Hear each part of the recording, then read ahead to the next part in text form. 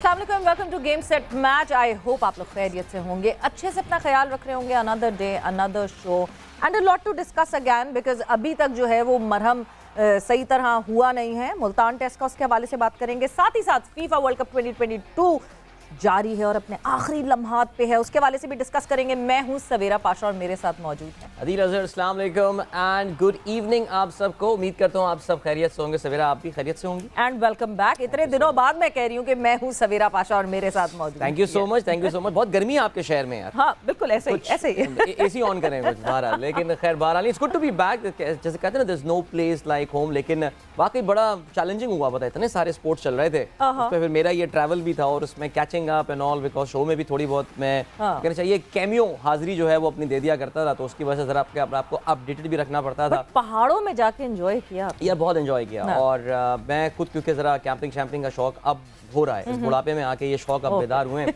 तो इस बार जो अच्छी, बल्कि मैंने एक रिपोर्ट भी बना के भेजी थी, आई don't know whether you saw that और नॉट। नया दिन के लिए एक रिपोर्ट बनाई थी, बहुत अच्छी। एंड तो उसमें जरा माहौल शोल बताया था वहाँ पे क्या था। तो it was a great experience. बहुत शदीद सर्दी तो नहीं थी, लेकिन अच्छी सर्दी थी, मजेदार थी। हमारे लिए तो थोड़ी सी भी हो जाए तो थोड़ी बात हो जाती है। लेकिन यानी आपको ज्यादा झटका नहीं लगा मुल्तान टेस्ट का, जितना हम जो पूरा फॉलो कर रहे थे उनको लगा? मैं वाकई थोड़ा सा, मैं कल का जो गेम था ना, मैंने वो कल इत्तेफाक से when I was on the motorway, अच्छा जरा इंटरनेट चल रहा था on the national highway and all, because national highway ज़ाहिर है आबादियों से ही गुजर रही होती है। सो खैर माशाल्लाह मैच भी जल्दी खत्म कर दिया था, हमें कोई शाम तक तो इंतजार करना नहीं पड़ा। सो मैंने कल का मैच काफ़ी गौर से देखा, बिकॉज एक उम्मीद सी जाग गई थी और कि पाकिस्तान ये मैच जीत जाएगा। और मैं आई वाज ऑनेस्टली, जिस वक्त दोनों बैटिंग कर रहे थे, सऊद और Nawaz, I was getting excited about the Karachi test. और मैं बात कर रहा था गाड़ी में, कौन से दिन का मैच देखने जाएंगे और क्या करेंगे हम, मजा आएगा, मतलब 1-1 हो जाएगा। और सीरियसली यार, I mean this is sad, but बहरहाल हम प्रोग्राम में नेचुरली आगे चल के तफसील से बात करेंगे। कुछ गलत है, कुछ मसला चल रहा है टीम के साथ, ये महज इत्तेफाकात नहीं है। अंपायर का एक डिसीजन गलत हो जाने से टीम में टेस्ट मैच इस तरह नहीं, there is something wrong. Let's try to dissect that later on, आगे प्रोग्राम में करते हैं। लेकिन let me say that again, once again, let's start our show with the what's up in sports and over to Savera. बिल्कुल जी। So WhatsApp in sports में जाहिर सी बात है शुरुआत हमारी डिस्कशन की होगी मुल्तान टेस्ट के हवाले से, इस सीरीज़ के हवाले से। सो यस, होम ग्राउंड और होम कंडीशंस का फ़ायदा जो है वो टीम पाकिस्तान बिल्कुल नहीं उठा सकी और नाकाम रही। ऑस्ट्रेलिया के बाद होम ग्राउंड पर इंग्लैंड से भी सीरीज़ हारने के बाद पाकिस्तान की आईसीसी टेस्ट चैंपियनशिप का फाइनल के इम्कानात तकरीबन ख़त्म हो गए। यानी अब ऐसा बन गया, वो वही ना, वी एंडेड अप विद कुदरत का निज़ाम अगैन, और यही होगा कि वो हार जाएं या वो ड्रॉ कर दें, यही सब रह जाएगा। कौमी क्रिकेट टीम को 1959 के बाद पहली बार जो है वो होम ग्राउंड पर लगातार तीसरी टेस्ट सीरीज़ जो है वो पाकिस्तान ने जो है वो हारी है, शिकस्त का सामना किया है। 35 साल में ऐसा पहली मर्तबा हुआ है कि कौमी फास्ट बॉलर्स ने पूरे मैच में एक भी विकेट हासिल नहीं। दूसरी जानिब जाहिर है जहां ये रिकॉर्ड्स पाकिस्तान के खिलाफ आ रहे हैं, वहां पे इंग्लैंड ने भी जो है वो पाकिस्तान की सरजमीन के हवाले से कुछ ज़बरदस्त रिकॉर्ड कायम किए हैं। पाकिस्तान जाहिर है हर टीम अपने होम का एडवांटेज उठाती है। पाकिस्तान भी अब से कुछ सालों पहले तक एक मुश्किल टीम हुआ करती थी, जिसको अपने होम ग्राउंड पे हराना जो है वो बहुत एक डिफ़िकल्ट टास्क हुआ करता था। We know National Stadium Karachi, National Bank Cricket Arena Karachi, now it is called Karachi, Pakistan का फोर्ट्रेस हुआ करता था। इंग्लैंड इससे पहले 2 दफ़ा सीरीज़ अपने नाम कर चुका है, 61 में और 2000 में। 2000 में पहली बार जब नेशनल स्टेडियम में कराची में पाकिस्तान को शिकस्त हुई थी, फिर रिकॉल जो रात के अंधेरे में टेस्ट मैच खेला गया था। कभी भी इंग्लैंड एक मैच से ज़्यादा पाकिस्तान में नहीं जीत पाया है। ये भी पहली बार ऐसा हुआ है कि इंग्लैंड ने 2-0 से कामयाबी हासिल की है। और अगर उनके कप्तान, ज़ाहिर है उनके क्रेडिट बहुत ज़्यादा दिया जाता है। कल हम लाला का भी बयान, बल्कि इनफैक्ट आज लाला मीडिया से बात करें तो उन्होंने बेन स्टोक्स को जो है वो वहाँ पे उनका नाम लिया और कहा कि उनका कप्तान बहुत तेज़ है, ज़बरदस्त फैसले करता है। और उन्होंने भी जो है वो रिकॉर्ड में अपना नाम दर्ज कर दिया है। ही हैज़ बिकम, इंग्लैंड के तीसरे कप्तान बन गए हैं जिसने एक कैलेंडर ईयर में 8 कामयाबियाँ हासिल की हैं। सो वो जो एक कॉम्बिनेशन इंग्लैंड में हाल ही में अग्रेसिव बनाया गया था इन 2 न्यूजीलैंड ओरिजिन गाइज का, ब्रेंडन मैककलम और इसके अलावा बेन स्टोक्स का, आप कह सकते हैं it is reaping benefits now. Definitely reaping benefits. The kind of cricket that England is playing right now, Ben Stokes का mindset, Ben Stokes की कैप्टनसी, बिल्कुल ये सारी चीज़ें तो हम देख ही रहे हैं। मगर जहाँ इस सीरीज़ का, यानी जहां पाकिस्तान और इंग्लैंड का हमें ये धचका लगा कि 2-0 से अभी इंग्लैंड आगे है, जीत चुकी है सीरीज़, एक सिर्फ टेस्ट मैच रह गया है, उसके साथ साथ और भी बुरी खबरें साथ साथ ही हमें मिल रही हैं। बिकॉज पाकिस्तान और इंग्लैंड के दरमियान जो रावलपिंडी में टेस्ट मैच खेला गया था, वहाँ हम सबको अंदाज़ा था कि उस पिच को अच्छी तरह कुछ मतलब ज़्यादा अप्रिसिएशन नहीं मिलेगी आईसीसी की तरफ से, एंड यही हुआ कि एक दफ़ा फिर से आईसीसी की तरफ से उसको बुरा करार दिया गया। They were not happy with the condition in the pitch, और एक डीमेरिट पॉइंट जो है वो रावलपिंडी पिच को फिर से मिल गया है, और अब 2 डीमेरिट पॉइंट हो गए in the last 6 months approximately. Because ये पहला जो डीमेरिट पॉइंट मिला था दैट वाज वर्सेस ऑस्ट्रेलिया, और फिर अब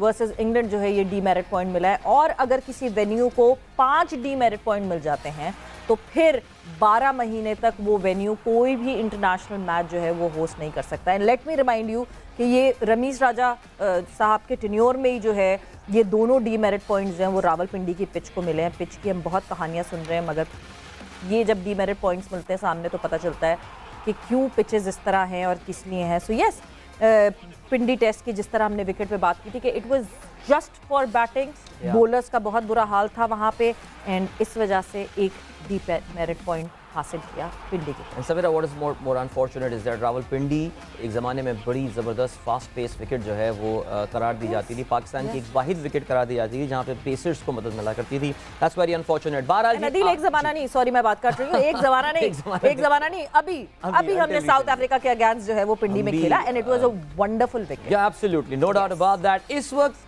फीफा वर्ल्ड कप पे दुनिया की नजरें हैं, सिर्फ 4 बची हैं, और आज रात 12 बजे पाकिस्तान टाइम, रात 12 बजे एक बार फिर से television sets will be on, because पहली फाइनलिस्ट टीम का आज होने वाला है फैसला। दुनिया फुटबॉल की उभरती हुई ताकत क्रोएशिया का मुकाबला दुनिया फुटबॉल की एक स्टेब्लिश ताकत अर्जेंटीना के साथ होने वाला है।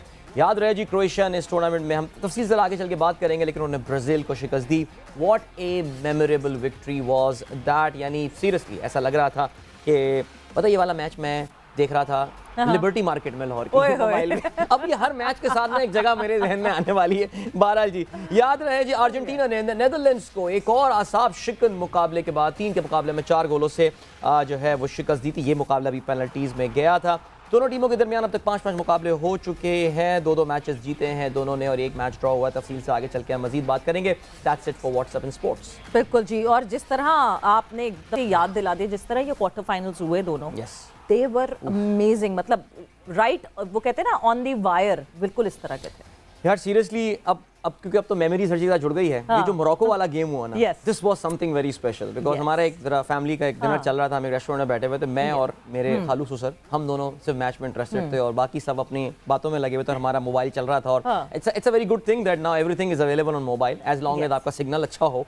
यार वो जो मोरक्को वाला गेम था, आई थिंक उसकी जो एक इमोशनल वैल्यू थी, डेफिनेटली एक इमोशनल, जाहिर है, आई थिंक अब हमारी टीम तो वर्ल्ड कप पता नहीं हमारी जिंदगी में तो खैर नहीं खेलेगी, शायद बच्चों की जिंदगी में कभी खेल जाए तो खेल जाए, लेकिन आपको फिर प्रॉक्सी टीमें ढूंढनी पड़ती हैं अपनी। मेरा नहीं ख्याल कि इस वर्ल्ड कप से पहले ज़्यादातर पाकिस्तानियों को ज़ाहिर जो लोग इंग्लिश प्रीमियर लीग जानते हैं या फ्रेंच फुटबॉल लीग फॉलो करते हैं, उन्होंने 2-3 खिलाड़ियों के नाम जरूर सुने हुए होंगे, लेकिन पाकिस्तानियों के लिए it's a new sweet heart. 2002 में मुझे याद है, it was a Turkish national football team जिसके बहुत सारे खिलाड़ी जो हैं वो फुटबॉल फैंस में हाउस होल्ड नेम बन चुके होंगे, बन गए थे। उनकी टीम सेमीफाइनल तक पहुंची थी, फाइनल में जो है वो नहीं पहुंच पाए थे, they lost in the semifinal. 3rd position हासिल की थी, उन्होंने साउथ कोरिया को शिकस्त दी थी।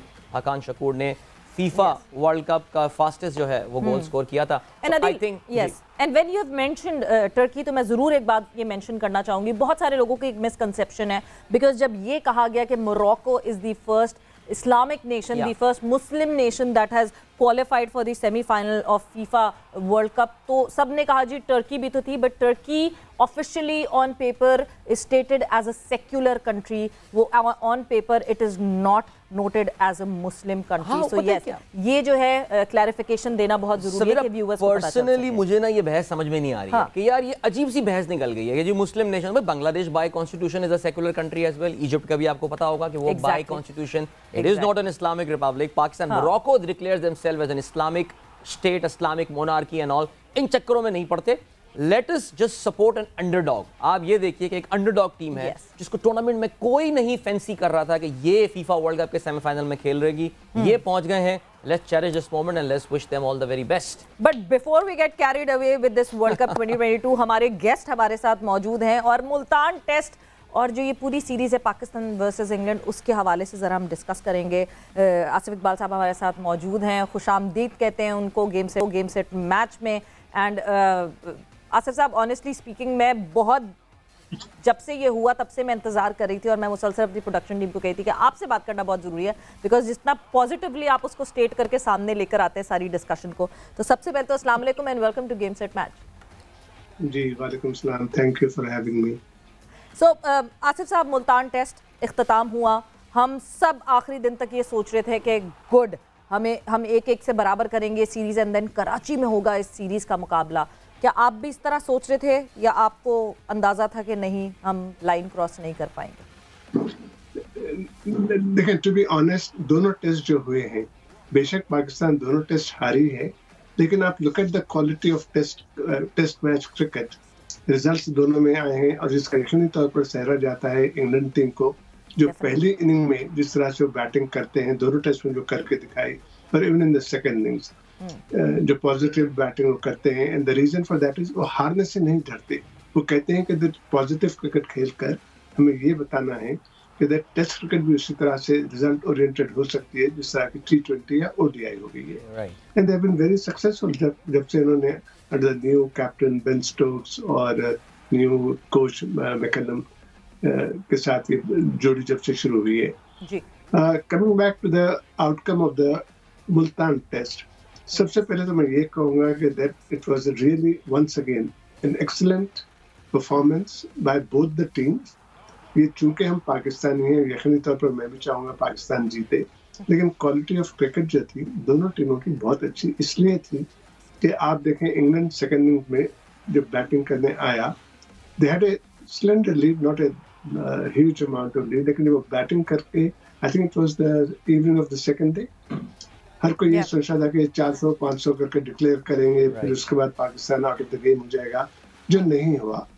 Pakistan came back very strongly in the match और उन्होंने इंग्लैंड को काफी जल्दी बोल्ड आउट कर गए, इसकी तवक्कुल नहीं थी। हैविंग सेड दैट, देन जब बैटिंग की बारी आई तो अगेन लगा कि पाकिस्तान शायद, जैसा आप भी कह रहे थे थोड़ी देर पहले कि आपकी उम्मीदें यही थी कि पाकिस्तान जीतेगा। उम्मीदें एक बात है, versus performance on the field which matters most वो एक और बात है। यकीनी तौर पर I think without any contribution from both the क्या कहना चाहिए, बहुत ज्यादा जिसपे हम डिपेंडेंस अपनी रिलाई करते हैं, बाबर आजम और मोहम्मद रिजवान, जिसको specially in limited over crickets में काफी कंट्रीब्यूशन है उनका, उन दोनों की कोई कंट्रीब्यूशन नहीं थी। उसके बावजूद to score 300 plus runs in the fourth innings, I think we scored something like 320 odd runs. Fourth innings is not a bad achievement, and I think they did well. The better team deserved to win, which they did.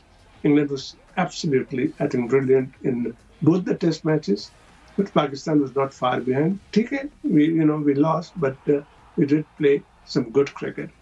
अब तनखीद नहीं करना चाहिए, I would say कि observations जो कोई कर सकता है वो ये कहते अगर ये होता तो ऐसे होता, वो होता तो वैसे होता, और ये शायद पाकिस्तान गलतियां की हैं, ये शायद पाकिस्तान की कमजोरियां हैं।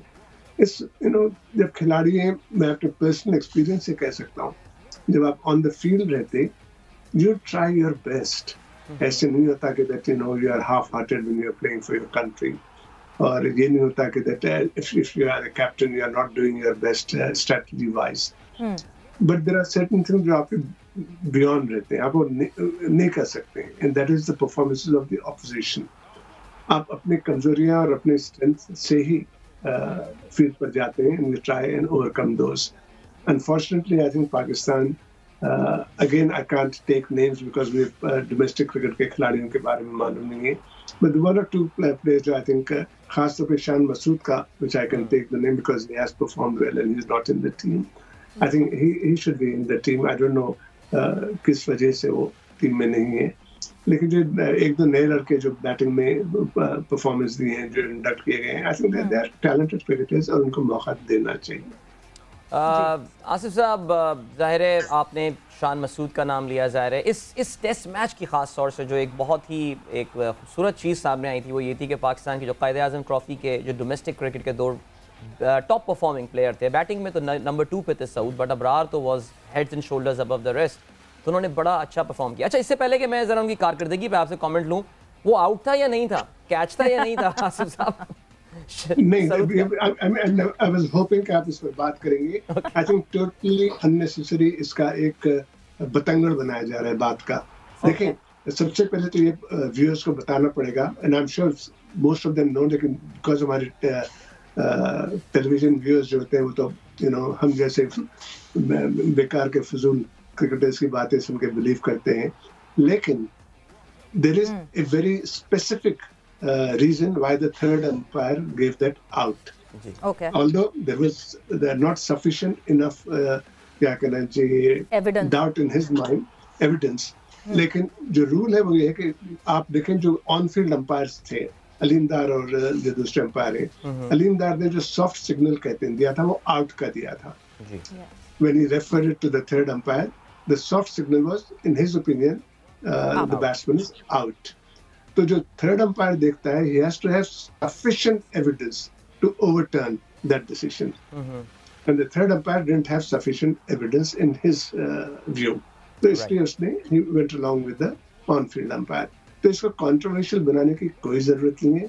Just because we lost, we can't say कि उसकी वजह से हारे, नहीं, उसकी वजह से हम नहीं हारे।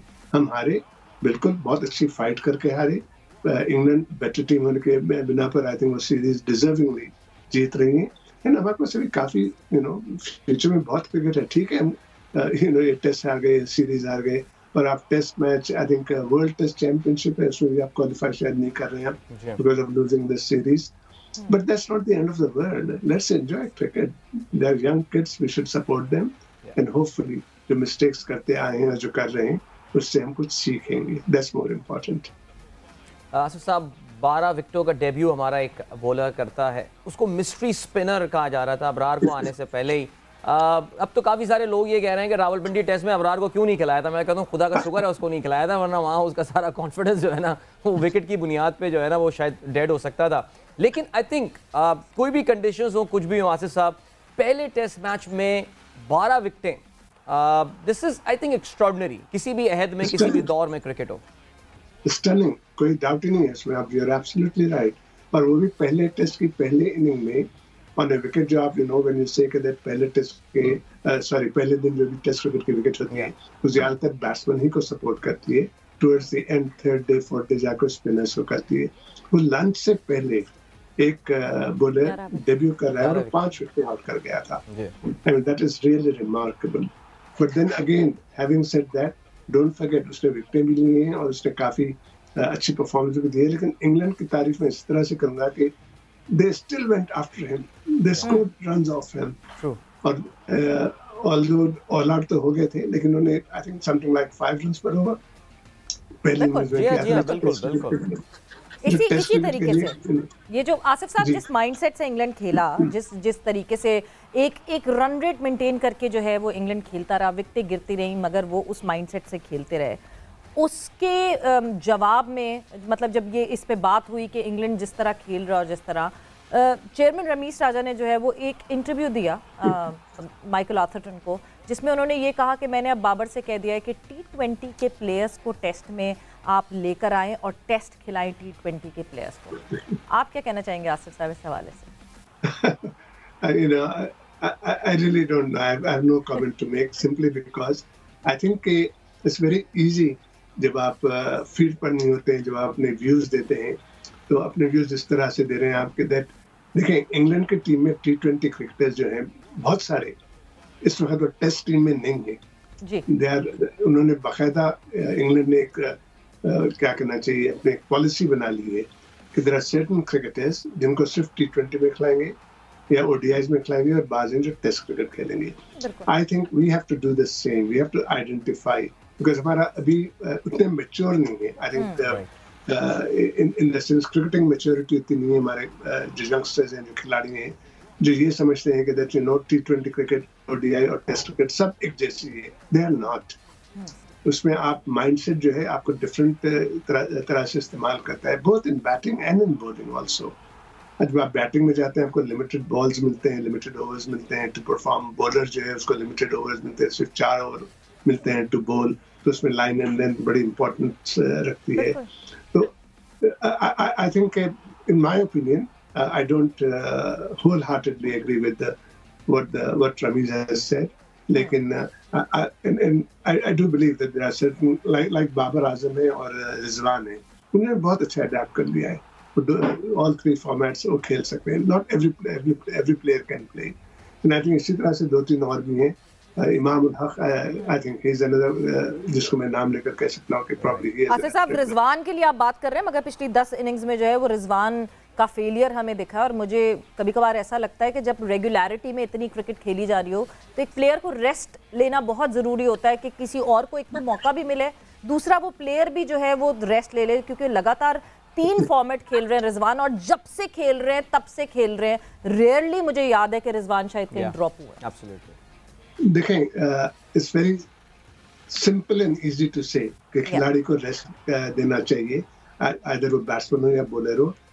I have different view totally. मेरा व्यू ये है कि देखें, जितना खिलाड़ी खेलते रहेंगे वो इन टच रहेंगे, इन फॉर्म रहेंगे. और आप अगर खिलाड़ी से खुद पूछें, मेरा नहीं ख्याल है कि कोई भी खिलाड़ी, even 1% in my opinion, I could be wrong, कहेगा कि जी हाँ मुझे अब रेस्ट की जरूरत है. वो नहीं कहेगा. वो कहेगा कि मैं जितना मुझे आप मौका देंगे मैं खेलना चाहता हूँ, मैं परफॉर्म भी करना चाहता हूँ. 2-3 वजूहत है इसकी. एक वजह तो ये हो सकती है कि भाई अगर आप किसी और को मौका दे रहे हो और इतना अच्छा परफॉर्म करता है तो फिर किस बेसिस पे ड्रॉप करेंगे. यू कांट ब्रिंग बैक, जिसका नाम लेकर कह रहे हैं रिजवान का, जस्ट बिकॉज उनकी पास्ट परफॉर्मेंस बहुत अच्छी है. You can't do that. You have to play, continue playing. एक तो उस खिलाड़ी पे जो परफॉर्म किया हुआ है पास्ट. दुनिया भर में रोटेशन पॉलिसी होती है आसिफ साहब, ये तो दुनिया भर में हमें रोटेशन पॉलिसी दिखती है. पाकिस्तान में क्यों नहीं अप्लाई होती रोटेशन पॉलिसी? ना देखें, वो इस वजह से नहीं होती कि दुनिया भर में जो अमाउंट ऑफ क्रिकेट खेली जाती है ना, लाइक ऑस्ट्रेलिया है या इंग्लैंड है या इवन इंडिया है, उनके एक रेगुलर सीरीज होती है. They play regularly and they play all the year round. हमारे पास उतनी ज्यादा क्रिकेट नहीं होती, खासतौर पर टेस्ट क्रिकेट उतनी ज्यादा नहीं मिलती है. ODIs और T20 बहुत ज्यादा खेले जाते हैं. लेकिन रोटेशन आप जब भी कर सकते हैं जब आपके पास की बेंच स्ट्रेंथ है. आपकी bench strength has to be that strong, तब आप कर सकते हैं. I think मुझे नहीं पता कि आप कितनी strong. very sorry for the interruption because we have to move towards the break, but a very valid point. I think इस पे हम पहले कर चुके हैं कि जो पाकिस्तान का फ्यूचर टूर्स प्रोग्राम है उसमें बहुत कम टेस्ट मैचेस रखे गए. ऐसा लगता है एक डिलिबरेट एफर्ट की गई है पाकिस्तान के टूर्स का झुकाव लिमिटेड ओवर्स की जाने. बहरहाल इस बात के ऊपर हम एक ब्रेक लेते हैं, हमारा डिस्कशन जारी रहेगा. आसिफ इकबाल साहब हमारे साथ मौजूद हैं. इंग्लैंड से पाकिस्तान इंग्लैंड सीरीज का जिक्र हो रहा है, आगे चल के वापस आके हम फीफा वर्ल्ड कप का भी जिक्र करेंगे. So catch you after the break. Yes, welcome back. एक बार फिर से आपको खुशामदीद कहते हैं. गेम सेट मैच में अदील और सवेरा आपके साथ मौजूद हैं. आसिफ इकबाल साहब हमारे साथ इंग्लैंड से मौजूद हैं. पाकिस्तान इंग्लैंड सीरीज़ के हवाले से हम बात कर रहे थे. वैसे आसिफ साहब के साथ अच्छी ये गुफ्तगू चल रही है, सीरीज़ से पहले से बातचीत शुरू हो गई थी और अब सीरीज़ के साथ साथ भी इनके जो है हमें कमेंट्स सुनने को मिल रहे हैं, जिससे हमें काफ़ी हद तक अंदाज़ा हो रहा है कि आसिफ साहब अभी भी बहुत ही जिसे कहते हैं ना महव होकर क्रिकेट देख रहे होते हैं. और मुझे इतना पता है कि उन्होंने बहुत महव होकर इंग्लैंड और फ्रांस का वर्ल्ड कप का क्वार्टर फाइनल मैच भी देखा होगा. तो ज़रा आसिफ साहब से हम फुटबॉल की भी थोड़ी बहुत मैं पूछ लेता हूँ वैसे इनसे सवाल थोड़े बहुत फुटबॉल की भी. तो आसिफ साहब आप तो उन लोगों में से नहीं थे, उन अंग्रेजों के जिनकी आंखों में आंसू आ गए थे इंग्लैंड के मैच हारने के बाद. अच्छा मैच खेल के हार गए बेचारे. टू बी ऑनेस्ट, मैं समझता हूँ एनी स्पोर्ट, चाहे वो क्रिकेट हो, फुटबॉल हो, व्हाटएवर इट मे बी, मैं इस स्टेज पर हूँ लाइफ के कि I want to enjoy the sport. I don't want to support any particular team जिससे डिसअपॉइंटमेंट हो. अगर आप मैच देख रहे हैं, कोई भी स्पोर्ट का मैच है, अगर आप उसको सपोर्ट करें कोई एक टीम को, फिर आपको डिसअपॉइंटमेंट होती है. फिर जैसा मैं हमेशा कहता हूँ कि अगर कोई टीम हारती है तो इसकी ये वजह नहीं है कि वो बुरा खेली या वो कमजोर है, वो इसलिए हारती है कि दूसरी टीम जो है वो ज्यादा अच्छा खेली और ज्यादा स्ट्रॉन्ग शायद हो. तो इसी तरह फुटबॉल का भी I think France played exceptionally good game. वहाँ भी थोड़ा बहुत रोना धोना हुआ कि रेफरी ने जो है शायद बहुत ज्यादा गलतियां की, लेकिन रेफरी ने तो पेनल्टी तो दी थी जो केन ने मिस कर गई. But these things happen in sport. I think let's stick to just cricket. मैं कोई इतना खास एक्सपर्ट नहीं हूँ फुटबॉल में. नहीं, हम तो आपको एज अ व्यूअर पूछ रहे थे. जाहिर है वो भी एक होता है ना, अक्सर जैसे पाकिस्तान में अक्सर लोग 4 साल में एक दफ़ा उनकी मोहब्बत जाग जाती है फुटबॉल की, और ऐसे बात करते हैं जैसे पता नहीं इनसे ज़्यादा फुटबॉल का किसी को पता नहीं होता. लेकिन खैर, now sir let's come back to the series. England पहली बार तारीख में 2 दफ़ा टेस्ट मैचेस जीत कर जा रहा है पाकिस्तान से. 1961 एंड द ईयर 2000 1-0 जीते थे. इस बार 2-0 या मे बी 3-0 या 2-1 जीत के जा रहे होंगे. एक ज़ाहिर दचका तो पाकिस्तान टीम के लिए सर है. इस साल हम ऑस्ट्रेलिया से भी हारे और इंग्लैंड से भी हारे अपनी कंडीशंस पे, अपने ग्राउंड में. क्या आप इसको महज एक उसने इत्तेफाक बोलेंगे कि जी अच्छी टीमों के खिलाफ खेले, हम मैचेस हार गए, या आपको लगता है कि वाकई देयर इज समथिंग रॉन्ग, अभी पाकिस्तान क्रिकेट में कुछ इंप्रूवमेंट की ज़रूरत है? ज़ाहिर है बाबर की कैप्टनसी के अलावा जो हमारा थिंक टैंक है, सकलैन मुश्ताक की कोचिंग वाली बात भी हो गई एंड ऑल. अभी हमने मोहम्मद यूसुफ को सुना, उनसे रिजवान के बारे में सवाल किया गया, उन्होंने कहा जी रिजवान की बैटिंग मेरे डोमेन में नहीं आती है. Now this is the batting coach of Pakistan saying that. तो सर क्या कहेंगे आप? ये कुछ मसला तो है कुछ ऐसे. पाकिस्तान इतने matches, I think south Africa से सीरीज ड्रॉ हुई थी हमारी 1-1, वो भी हम शायद नहीं जीत पाए थे. जी सर. नहीं देखें, before I answer, before we discuss rather, आप जो पॉइंट्स रेज करें, let's slightly go back to the bench strength की जो मैं बात कर रहा था. शाहीन आफरीदी आपके प्रीमियर बॉलर है, और हम फख्र करते हैं कि हमारे पास फास्ट बॉलिंग का इतना जखीरा है कि कोई फर्क नहीं पड़ता कोई एक आध खिलाड़ी अगर इंजर्ड हो जाए. क्या हुआ आपको? You can find A replacement for Shaheen Afridi. फिर आप कैसे बात कर सकते हैं कि भाई रेस्ट देना चाहिए खिलाड़ियों को? आपके पास बेंच स्ट्रेंथ पहले स्ट्रांग होनी चाहिए, उसके बाद ही आप बात कर सकते हैं कि ठीक है अगर and I think in present day cricket, England definitely they have very good strong bench strength, and so is India. India के पास भी बहुत अच्छे bench strength है, but they also lose matches. So I don't think that is the only reason that you lose matches. अभी आप जो जिक्र कर रहे थे कि पास में जो हारे हैं ऑस्ट्रेलिया, इस पे मैं जरूर एक बात जरूर करना चाहूंगी. जो हम रेस्ट करने की बात करते हैं वो इस वजह से बिकॉज हमारे पास प्रॉपर रोटेशन पॉलिसी नहीं है. आपने शाहीन की बहुत अच्छी एग्जाम्पल दी कि शाहीन इंजर्ड हुए तो हम ढूंढने लगे कि क्या करना है क्या नहीं, बट उस बेसिस पे नसीम को एशिया कप खेलने का मौका मिला और he stood up to the moment, और नसीम शाह ने परफॉर्म करके दिखाया. मगर शाहीन शाह आफरीदी अगर इंजर्ड ना होते तो क्या नसीम खेलते, और क्या हमारे पास बैकहैंड पे एक और बॉलर को हम शॉर्टर फॉर्मेट में खिला के उसको तैयार करते आगे? पॉइंट वही है कि रोटेशन क्योंकि नहीं प्रॉपर्ली होती, इसलिए हम कहते हैं कि भाई थोड़ा सा रेस्ट ही करा दो लड़के को. देखिए रोटेशन तो आप जब कर सकते हैं जब आपके पास बेंच स्ट्रेंथ हो उतनी अच्छी.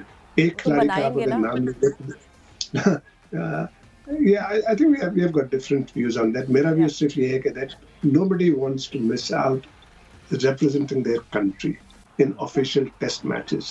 More importantly in test matches because आपको बहुत कम मिलते हैं खेलने के लिए. आजकल लिमिटेड ओवर क्रिकेट इतनी ज्यादा हो गई है, खासतौर पे जब से T20 शुरू हुआ है तो टेस्ट मैचेस कम मिलते हैं. पाकिस्तान का आई थिंक आप लोग अर्लियर ऑन कुछ कह रहे थे कि that उनको FTP जो होता है इनका फ्यूचर टूर प्रोग्राम, उसमें बहुत कम टेस्ट मैचेस हैं. तो आई डोंट थिंक वो FTP जो होता है वो बाय चॉइस होता है. FTP तो ICC बनाती है और उसमें हर कंट्री को proper number of test matches मिलते हैं. अब आई डोंट नो क्या रीजन है, अगर आप I am not really into it to say कि वो सही है या गलत है कि उनको पाकिस्तान को मिल रहा है या नहीं. सिर्फ खिलाड़ियों के हद तक जब हम बात करते हैं, ये मेरा फर्म बिलीफ है कि अगर आप कोई खिलाड़ी से पूछें मैच शुरू होने से पहले कि तुम थक गए हो, तुम्हें नहीं खेलना है, तो I don't think, in my opinion at least 90 to 95% कहेंगे नहीं मैं बिल्कुल ठीक हूँ. एंड इनफैक्ट ये भी हो सकता है कि बाज निकल अगर किसी को हो वो भी हो छुपाएगा और कहेगा कि नहीं जी मैं तो बिल्कुल ठीक हूँ, मैं खेलना चाहता हूँ. वो किस लिए कहता है? वो इसलिए कहता है कि he wants to play for his country and he wants to represent his country.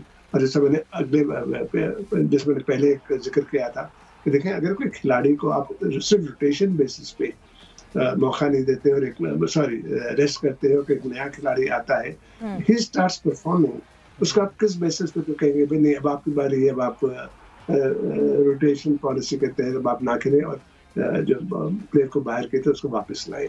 And that जो आप जिसको रेस्ट देना चाह रहे हैं बिकॉज ऑफ हिम, हो सकता है आप मैचेस जीत रहे हो.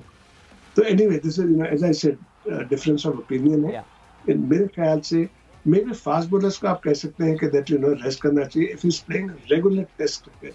नॉट इन लिमिटेड ओवर में 4 ओवर तो खेलते हैं आप T20 में, जो बॉलिंग करता है 4 ओवर में क्या थकेगा वो बैट्समैन। 20 ओवर की टोटल इनिंग्स होती है, उसमें कितने मतलब ओवर्स खेल के थकने वाला है, उसको आप रोटेट करें। So I don't believe, I think rotation policy उसकी होनी चाहिए कि अगर एक बैट्समैन का माइंडसेट जो है वो एक T20 क्रिकेट के मोड में है फॉर इंस्टेंस, तो उसको आप बेशक से T20 खिलाएं, उसको टेस्ट क्रिकेट ना खिलाएं। आप टेस्ट क्रिकेट के लिए एक डिफरेंट माइंडसेट होता है। ऑल्दो इंग्लैंड आकर अब वो उसको भी चेंज कर रही है और काफी सक्सेसफुल कर रही है, but rest of the world is still playing proper test cricket. लेकिन यकीनी तौर पर आई बिलीव एटलीस्ट कि T20 और ODI के आने की वजह से टेस्ट क्रिकेट में ज्यादा रिजल्ट्स होते हैं, और between 4 to 5 days, with in 4 days हो जा रहे हैं, मैक्सिमम जाते हैं तो 5th डे को बहुत कम टेस्ट मैचेस जाते हैं। उसकी मेन वजह सिर्फ ये है कि दैट एक वो जो बैट्समैनों को अपने कॉन्फिडेंस जो रहता है कि भाई अगर हम लिमिटेड ओवर क्रिकेट में भी खेल सकते हैं इस तरह से, तो why not in test cricket जहाँ आपको ज्यादा फ्रीडम मिलती। फील्डर्स जो है वो इतने जैसा T20 में या ODI में रहते हैं डिफेंसिव पोजीशन में, और टेस्ट क्रिकेट में नहीं होते हैं। और आप देख लें इंग्लैंड ने एक्सपोज किया है जैक क्रॉली। ठीक, आसिफ साहब thank you so much sir. हम आपसे यहाँ पे इजाजत लेंगे बिकॉज हमें थोड़ा सा फीफा वर्ल्ड कप के हवाले से भी बात करनी है। So much as always for your time sir. और आसिफ साहब की बात सर है एक डिफरेंट टाइम फ्रेम की बात, रोटेशन पॉलिसी बहुत सारी कंट्रीज जो हैं वो अब अच्छी तरह इंप्लीमेंट भी कर रही हैं। बेंच स्ट्रेंथ का इशू है पाकिस्तान क्रिकेट टीम में, और यही आसिफ साहब इस तरह पॉइंट आउट कर रहे थे। अब बेंच स्ट्रेंथ बननी कैसी है जब इतने कम टेस्ट मैचेस खेलने, इस पे किसी दिन और दिन ज़ाहिर हासिल गुफ्तगू हम करेंगे आसिफ साहब जैसे लेजेंड्स को बिठा के साथ। लेकिन अब जरा बात करते हैं फीफा वर्ल्ड कप के हवाले से। ओनली 4 गेम्स लेफ्ट, जिसमें 3 एक तो प्ले ऑफ है 3rd and 4th पोजीशन के, तो उसको तो इतना काउंट नहीं करते, लेकिन 3 तगड़े मैचेस रह चुके हैं। And we will know in the next few days who is the king of international football. आज पहले फाइनलिस्ट का होने वाला है इंतखाब। अब से थोड़ी देर बाद पाकिस्तानी वक्त, थोड़ी देर नहीं 6 घंटे के बाद पाकिस्तानी वक्त के मुताबिक रात को 12 बजे अर्जेंटीना का मुकाबला होने वाला है क्रोएशिया के साथ। Who do you fancy to win? I would love to see Croatia winning from here, because Argentina, देखिए, there should be a change normally. I agree with you. मैं तो बिल्कुल इस चीज़ पे, even though मैं फ्रांस का सपोर्टर रहा हूँ फुटबॉल टीम का, but I won't mind Croatia और maybe Morocco winning the FIFA World Cup. कुछ जरा बात करते हैं इन दोनों टीमों की। पहले तो हेड टू हेड की बात कर लेते हैं। ये दोनों टीमें एक दूसरे के साथ जो है वो मुख्तलिफ मौक़ों पर 5 दफ़ा एक दूसरे के आमने सामने आई है। मुकाबला बराबर किया है क्रोएशिया ने, 2-2 से है। एक मैच इनका जो है वो ड्रॉ हुआ है। यस, अर्जेंटीना से ज़्यादा गोल स्कोर किए हैं, 7 गोल्स किए हैं क्रोएशिया ने, 5 अर्जेंटीना। अगर आपको याद हो पिछले वर्ल्ड कप में रशिया में क्रोएशिया ने अर्जेंटीना को 3-0 से शिकस्त दी थी, courtesy of those 3 goals in the second half। उसमें लूका मॉड्रिच का गोल, what a goal that was, I still remember that। चलें जी, जरा बात करते हैं रोड टू फाइनल के हवाले से भी इन दोनों टीमों की। And let us start with Croatia, or do we have Argentina? We have got Croatia first। Croatia का पहला मैच 0-0 से बराबर रहा मोरक्को के साथ। उसके बाद उन्होंने कनाडा को एक यकतरफा मुकाबले के बाद 4-1 से शिकस्त दी, और फिर बेल्जियम के साथ उनका मुकाबला 0-0 से बराबर रहा। Against Japan a very very close match, कामयाबी हासिल की उन्होंने पेनल्टीज पे 3-1 से। और क्वार्टर फाइनल में एक ऐसा मैच जिसने बहुत लोगों के दिल तोड़े पाकिस्तान में, सवेरा ब्राजील को उन्होंने शिकस्त दी थी। ऐसा लग रहा था एक मौके पे जब नेमार गोल स्कोर कर चुके थे एक्स्ट्रा टाइम में कि Brazil is through, Croatia is going home, लेकिन क्रोएशिया ने बिल्कुल आखिरी मौके पे गोल किया, और पेनल्टीज में तो जैसे कि उनके गोलकीपर ने बॉल अंदर जाने नहीं दी, 4-2 से कामयाबी हासिल। And Adil, pre quarter final में जिस तरह जापान के खिलाफ क्रोएशिया खेली थी, वहां से आपको पता चल रहा था कि ये टीम बहुत खतरनाक है, और आगे जाके मतलब it won't be an easy walk for Brazil. Savera, पता है मैं क्रोएशिया के बारे में हमेशा, अर्जेंटीना पे भी हम बात करते हैं, लेकिन क्रोएशिया के हवाले से जो मेरा हमेशा कमेंट होता है वो ये होता है कि ये कोई सरप्राइज नहीं है। क्रोएशिया पिछले 1994 में या 1998 में आई think they played for the very first time in the FIFA world cup, और उसके बाद से ये उस वक्त नया आज़ाद हुआ था मुल्क। अगर आपको याद हो यूगोस्लाविया जब ब्रेकअप हुआ था, तो क्रोएशिया, बोस्निया हर्ज़ेगोविना, सर्बिया, ये सारे ममालिक जो हैं इनमें फुटबॉलिंग सुपर पावर ये मुल्क बन चुका है। टॉप प्लेयर्स हैं, छोटा सा मुल्क है, कुछ मिलियन की पॉपुलेशन है, बेहतरीन फुटबॉलर्स प्रोड्यूस कर रहा है। उनका मुकाबला हो रहा है 2 टाइम्स की चैंपियन अर्जेंटीना के साथ। लियोनेल मेसी की है ये टीम। और लियोनेल मेसी जो है ऑफ कोर्स हर मैच ऐसे ही खेल रहे हैं जैसे कि उनका आखिरी गेम होगा। वी नो फीफा के एक सुपरस्टार क्रिस्टियानो रोनाल्डो रोते धोते उनका इख्तिताम हुआ करियर का। आज मेसी का क्या होगा, लेट्स सी। पहले मैच में अर्जेंटीना को अपसेट शिकस्त हुई थी, इस टूर्नामेंट का अब तक का सबसे बड़ा अपसेट 2-1 से सऊदी अरेबिया ने दी उनको शिकस्त। ऐसा लग रहा था कि this world cup would be over for Argentina, लेकिन फिर उसके बाद जबरदस्त कमबैक किया अगेंस्ट मैक्सिको एंड पोलैंड। 2-0 से कामयाबी हासिल की। प्री क्वार्टर फाइनल में टाइट मैच था, Australia did put up a good fight और उन्होंने सॉकरूस को 1 के मुकाबले में 2 गोलों से शिकस्त दी। बहुत सनसनीखेज मैच उनका हुआ था quarter finals against Netherlands.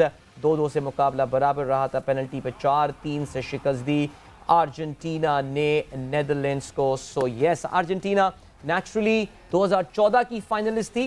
That was their best performance Messi era में। 1986 आखिरी बार था जब डिएगो मैराडोना इनके खिलाड़ी हुआ करते थे। मैक्सिको में इन्होंने वर्ल्ड कप जीता था। Will Messi be able to win that? I mean, अभी तो फाइनल तक जाना है, उसके बाद लेजेंड बनने के लिए वाकई आज का मैच। तो अदील, आपने मेरा तो पूछ लिया है, अर्जेंटीना और Croatia for you. I think मुझे ऐसा लग रहा है अर्जेंटीना मैच जीत जाएगा। ठीक है जी, so it's Argentina versus not that I want them to win, but I think they will win. अगर आप बात करें कि जितनी दफा अर्जेंटीना इस मोमेंट पे आई है, और ऑब्वियसली वो कहते हैं ना बड़ी टीम बड़ा मोमेंट, यस हो सकता है बिल्कुल ऐसा, but I would love to see Croatia going forward. But let's see क्या होता है आज के इस मुकाबले में। रात 12 बजे ये खेला जाएगा, the semifinal, the first semifinal of FIFA world cup 2022। और गेम सेट मैच का वक्त यहाँ पे खत्म हो गया है। सवेरा और अदील को इजाजत दीजिए, अपना बहुत बहुत ख्याल रखिएगा। Take care, bye bye.